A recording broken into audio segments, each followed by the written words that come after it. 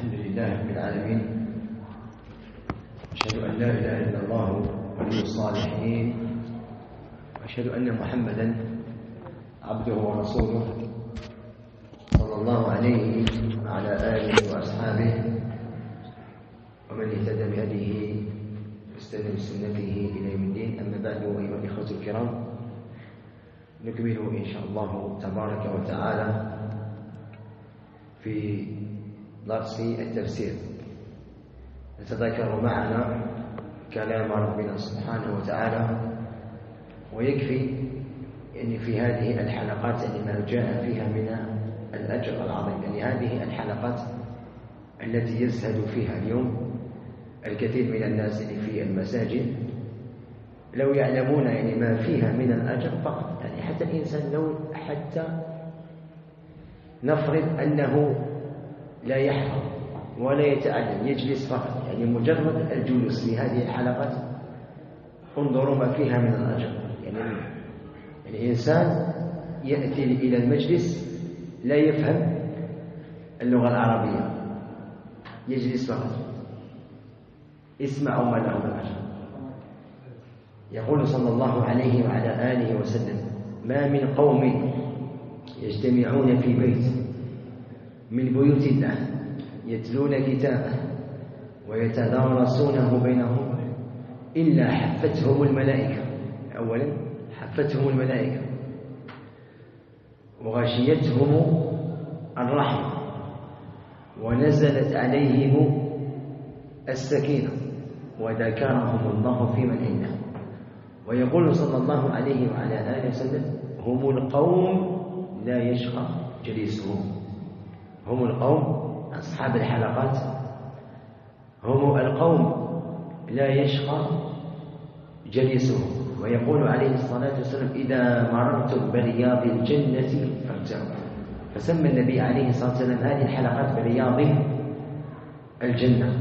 إذا مررتم برياض الجنة فارتعوا. الإنسان الذي تحفه الملائكة وتتنزل عليه الرحمة وتغشاه السكينة ويذكره الله في من عنده، وكذلك يجلس كما قال عليه السلام في روضة من رياض الجنة: إذا مررتم برياض الجنة فارتعوا ولا يشقى. هم القوم لا يشقى بهم جليسهم. هذا يكفي، فما بالكم إذا سمع الإنسان، ممكن يستمع إلى تفسير آية أو إلى شرح حديث فيكون سببا في هدايته وتوبته وإنابته ورجوعه إلى ربه سبحانه وتعالى. فربما قد يكون سبب دخول الإنسان بسماع تفسير آية واحدة أو بسماع يعني حديث واحد. وتحضرني يعني قصة لما قلت لكم هذا الكلام تذكرت ما وقع لأحد السلف عليهم السلام، أظنه الفضيل بن عياض رحمه الله تعالى. كان شاطرا في قطع الطريق، كان يقطع الطريق، يعني شاطرا، كان قاطع طريق. هذا الرجل كان يقطع الطريق، وكان معروف يعني بقوته. كي يسمعوا باللي فلان راهو في المكان القافلة ما تفوتش، كي يسمعوا باللي فلان راهو يدور في الجهة هذه واحد ما يفوت تحت السجارة. ففي يوم من الأيام كان يتسلق جدار، كان يتسلق جدار تاع الجار تاعو حتى ينظر إلى امرأة. كان يتسلق جدار فسمع قارئا يقرأ: ألم يأن للذين آمنوا أن تخشع قلوبهم لذكر الله. إنسان كان يقرأ في القرآن فسمع هو هذه الآية: ألم يأن للذين آمنوا أن تخشع قلوبهم لذكر الله. فقال: بلى قد آن، بلى قد آن. قال يعني الآن سأتوب، وتاب توبة نصوحة حتى أصبح اليوم، أو حتى أصبح يعني من العلماء. ما كانش إمام ما يقولكش في المنبر فوق المنبر. قال الفضيل بن عياض رحمه الله: ما كانش الآن عالم ولا داعية ولا إمام ما يقولش قال الفضيل بن عياض رحمه الله. وانظر كيف كان وكيف أصبح. آية واحدة بسببها أصبح من كبار علماء الدنيا ماشي ويبقى اسمه يذكر إلى قيام الساعة بسبب يعني آية واحدة سمعها. فما بالكم إذا مر على الإنسان أو مرت عليه الآيات والآيات التي جاء ذكر يعني فيها جهنم وذكر العذاب، ذكر صفات أهل الشقاوة وما إلى ذلك الشيء الكثير الكثير الكثير يعني. ولهذا يعني الكثير من الناس اليوم يعني في كل المساجد يعني تجد الناس تزهد في حلقات العلم وفي الدروس.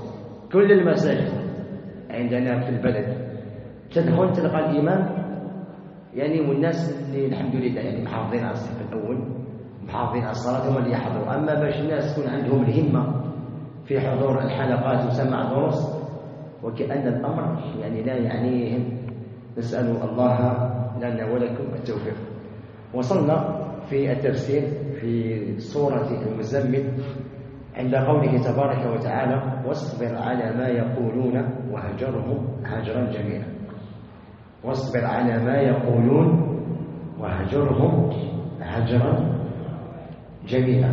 نبينا صلى الله ربنا عز وجل يقول لنبيه صلى الله عليه وعلى آله وسلم واصبر على ما يقولون واهجرهم هجرا جميلا. قال ابن كثير عليه رحمة الله تعالى في تفسيره يقول تعالى آمرا رسوله صلى الله عليه وعلى آله وسلم بالصبر على ما يقوله من كذبه من سفهاء قومه وأن يهجرهم هجرا جميلا وهو الذي لا عتاب معه. انظروا إلى ديننا سبحان الله. هؤلاء من الكفار ومع ما قاموا به من هداية النبي صلى الله عليه وعلى آله وسلم من تكذيبه والكفر به ومع ذلك أمره عز وجل أن يصبر عليهم.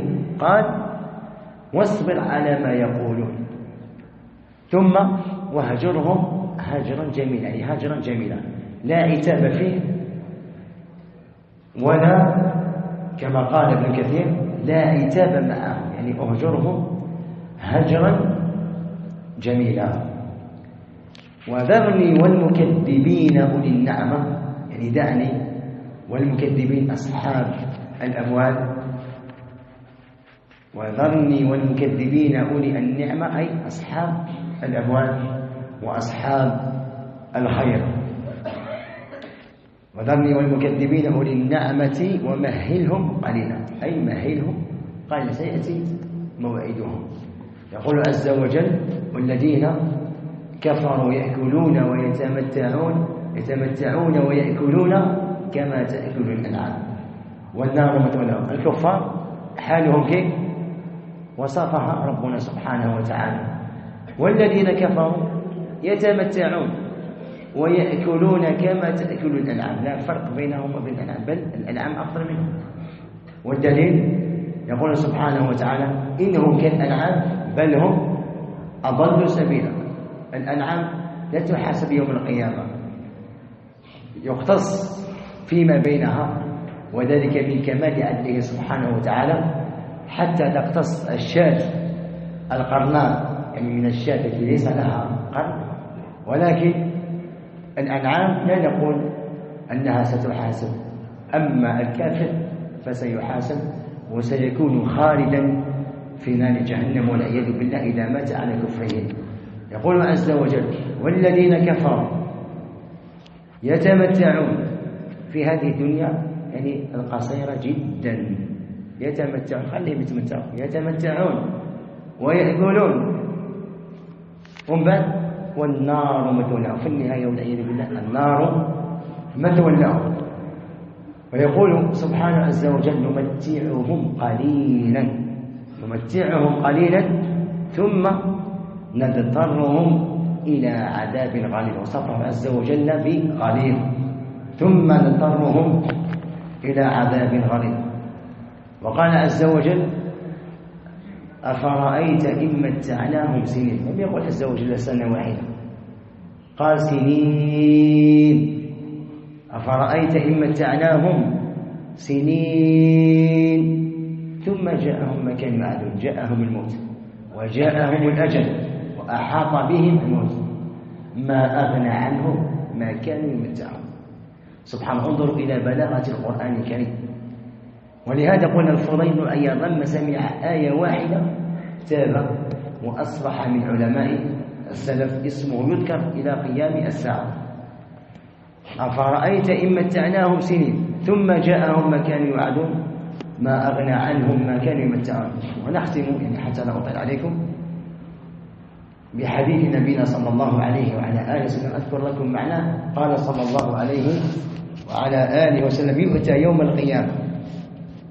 يوم القيامة ب يعني أنعم رجل في الدنيا، يعني رجل لم يرى إلا الخير في الدنيا، فيغمس غمسة واحدة في الجنة، غمسة واحدة، فيقال له: هل رأيت نعيما قط؟ فيقول: ما رأيت نعيما قط، حياتي كلها كانت بؤس. ثم يأتي بأفقر وأتعس رجل في الدنيا، فيغمس غمسة واحدة في الجنة، فيقال له: هل رأيت يعني بؤسا وفقرا؟ فيقول: ما رأيت بؤسا قط في الدنيا. هذا يعني معنى حديث النبي صلى الله عليه وعلى آله وسلم. فما بالكم بمن كان يعني خالدا في نار جهنم. نسأل الله تبارك وتعالى لنا ولكم العافية التي قال ربنا عز وجل: إن يوما عند ربك كألف سنة مما تعدون. إن يوما عند ربك كألف سنة مما تعدون. كلما نضجت جلودهم بدلناهم جلودا غيرها ليذوقوا العذاب. توقفوا عند هذا القدر حتى لا أطيل عليكم، ونكمل إن شاء الله تبارك وتعالى في الدروس اللاحقة. إن كنا على قيد الحياة، نسأل الله لنا ولكم التوفيق والسداد. سبحانك اللهم وبحمدك، أشهد أن لا إله إلا أنت، أستغفرك وأتوب إليك.